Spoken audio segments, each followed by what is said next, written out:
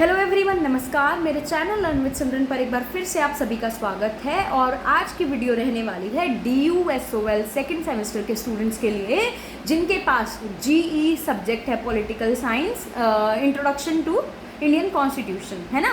तो इस सब्जेक्ट का काफ़ी इंपॉर्टेंट क्वेश्चन आज हम डिस्कस करने वाले हैं कि जो हमारा भारतीय संविधान है उसको उधार का थैला क्यों कहा जाता है, या इंग्लिश में अगर हम कहें तो इंडियन कॉन्स्टिट्यूशन को बैग ऑफ बोरोइंग्स क्यों कहा जाता है। तो काफ़ी बेसिक सा सवाल है और काफ़ी इजी भी है। देखो, उधार का थैला क्यों कहेंगे, हमने कुछ उधार लिया है किसी से, इसीलिए उसको उधार का थैला कहा गया है।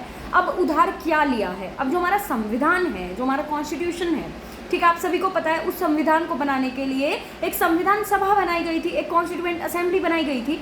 अब जो कॉन्स्टिट्यूएंट असेंबली थी उस समय पर उन्होंने अपना संविधान बनाने के लिए कुछ अलग अलग करीब 60 देशों के संविधानों को पढ़ा था, उनको एनालाइज किया था, उनको इवैल्यूएट किया था।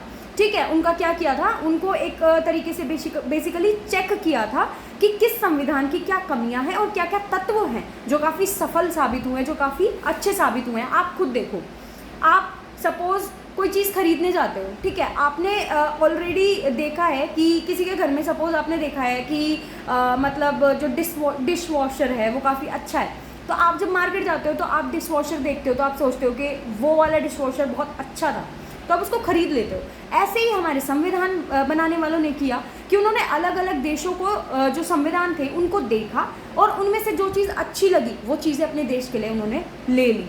इसीलिए हमारे संविधान को उधार का थैला कहा जाता है। अब उधार क्यों लिया, उधार इसलिए लिया और देशों से सलाह इसलिए ली, वहाँ से सफल तत्व इसलिए उठाए ताकि हमारा जो भारतीय संविधान है वो संविधान सफल, अच्छा और व्यवहारिक संविधान बन सके, ताकि जो हमारी जनता है, हमारे भारत देश की जो जनता है, उसको ऐसे मौलिक अधिकार, ऐसी नीतियाँ, ठीक है, ऐसी ड्यूटीज़ दी जा सके जो कि उनके लिए सफल और अच्छी साबित हो। क्योंकि हमारे देश की जनता, जो हमारे देश की पॉपुलेशन है वो काफ़ी बड़ी है और जब हम लोग आज़ाद हुए थे तो उस समय पर अलग अलग वर्ग, अलग अलग जातियाँ, अलग अलग बहुत ज़्यादा मतभेद थे। तो ऐसा संविधान बनाना था जिससे कि मतलब सबकी जो नीड है, सबकी जो आवश्यकताएं हैं, सबकी जो दिक्कतें परेशानियां वो सब एक साथ सॉल्व हो जाए। क्योंकि ऐसा तो होगा नहीं कि हम सबके लिए अलग अलग संविधान बनाएं। तो इसलिए ऐसा संविधान, ऐसा सफल और अच्छा व्यवहारिक संविधान बनाना था जो कि सबके लिए कारागार साबित हो।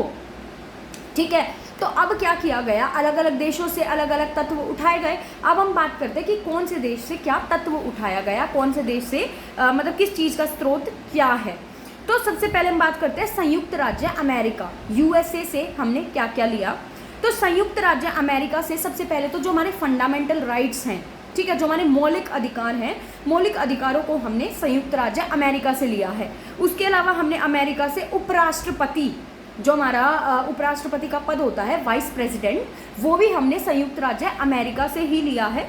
साथ ही साथ जो राज्य की कार्यपालिका के प्रमुख तथा सशस्त्र सेनाओं के सर्वोच्च कमांडर, कौन होता है सर्वोच्च कमांडर, हमारे जो प्रेसिडेंट होते हैं, जो राष्ट्रपति होते हैं, तो उनको जो ये पद दिया गया, उनको जो ये अधिकार दिया गया कि भाई आप सुप्रीम कमांडर होगे, सर्वोच्च हो आप, तो ये कहाँ से लिया गया है, ये भी USA से हमने लिया है। उसके बाद जो नेक्स्ट स्रोत आता है, अगला जो कंट्री आती है वो आती है ब्रिटेन। अब हमने ब्रिटेन से क्या क्या लिया है, ब्रिटेन से हमने एकल नागरिकता यानी कि सिंगल सिटीजनशिप हमने ब्रिटेन से ली है। साथ ही साथ संसदात्मक शासन प्रणाली यानी कि जो हमारा पार्लियामेंट्री सिस्टम है ना, वो भी हमने ब्रिटेन से लिया है। तीसरी जो कंट्री आती है वो आती है आयरलैंड। आयरिश कॉन्स्टिट्यूशन जो है, आयरिश संविधान जो है, वहाँ से हमने लिया है नीति निदेशक, वहाँ से हमने लिया है, ब्रिटेन से हो गया आयरलैंड, आयरलैंड से हमने लिया है नीति निदेशक सिद्धांत। ठीक है, कि जो हमारे नीति निदेशक सिद्धांत है वो लिए हैं। साथ ही साथ जो राष्ट्रपति द्वारा, आप सभी को पता होगा कि जो राज्यसभा है, राज्यसभा के अंदर जो हमारे राष्ट्रपति है उनके पास ये पावर होती है कि वो कुछ जो अपने क्षेत्र के अच्छे लोग होते हैं, सपोज कोई खेल में बहुत ज़्यादा अच्छा है तो उस प्लेयर को उठा करके उन्होंने राज्यसभा का मेंबर बना दिया है। ठीक है, या कोई कला में बहुत ज़्यादा अच्छा है, कोई मैथ्स में बहुत अच्छा है, कोई साइंस में बहुत अच्छा है, तो जो अपने क्षेत्र में बहुत अच्छा परफॉर्म करता है उनको प्रेसिडेंट के पास पावर होती है कि उनको वो उठा करके राज्यसभा का मेंबर बना सकते हैं। तो ये जो पावर है ये भी हमने कहाँ से ली है, आयरलैंड से ली है। फिर आता अगला जो देश आता है वो आता है ऑस्ट्रेलिया। अब ऑस्ट्रेलिया से क्या लिया है, ऑस्ट्रेलिया से जो हमारा प्रियम्बल है ना, प्रस्तावना, उसकी जो लैंग्वेज है, उसकी जो भाषा है वो ऑस्ट्रेलिया से ली गई है।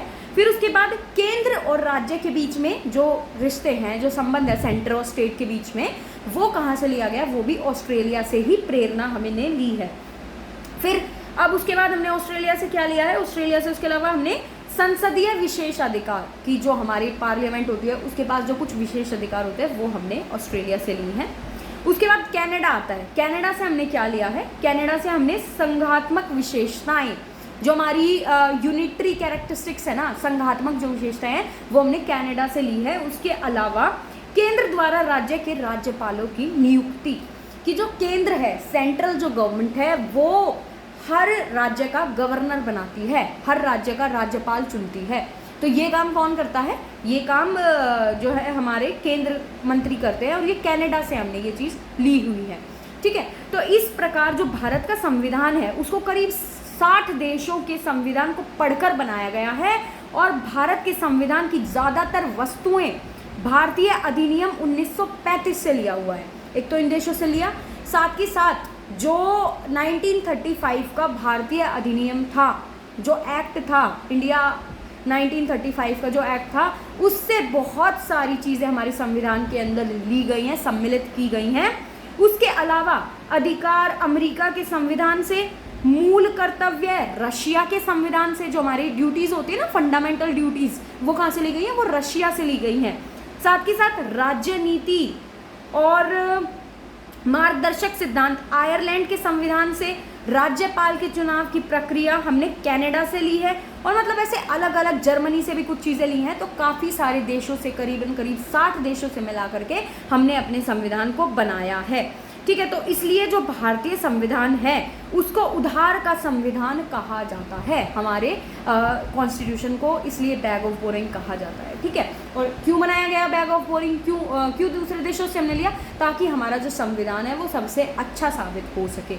और जो भारतीय संविधान है वो सभी गणतंत्रात्मक देशों में सबसे लंबा लिखित संविधान कहलाता है। ठीक है, तो ये क्वेश्चन यहीं पे ख़त्म होता है। आशा करती हूँ आपको समझ आया होगा। अगर आपको इसके नोट्स चाहिए तो मेरे टेलीग्राम चैनल लर्न विद सिमरन पर आपको ये नोट्स मिल जाएंगे। इस वीडियो को देखने के लिए बहुत बहुत धन्यवाद। अगर किसी और टॉपिक पर वीडियो चाहिए या किसी और डाउट को आपको क्लियर करना है तो आप उसको कमेंट सेक्शन में मेंशन कर सकते हैं। Thank you so much for watching. मेरे चैनल को लाइक, शेयर और सब्सक्राइब कीजिए। Thank you so much.